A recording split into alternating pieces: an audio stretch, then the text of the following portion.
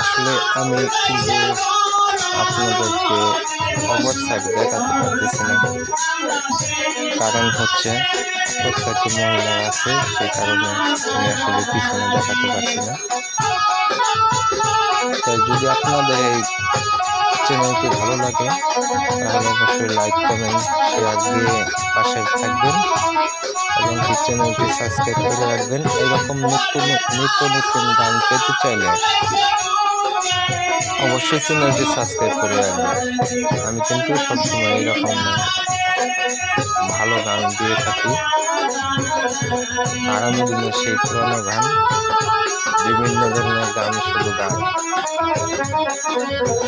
কিন্তু চলে আর দেরি না করে চ্যানেলটি সাবস্ক্রাইব করে রাখুন এবং আমার ফেসবুক পেজটি হচ্ছে বাংলা মিডিয়া।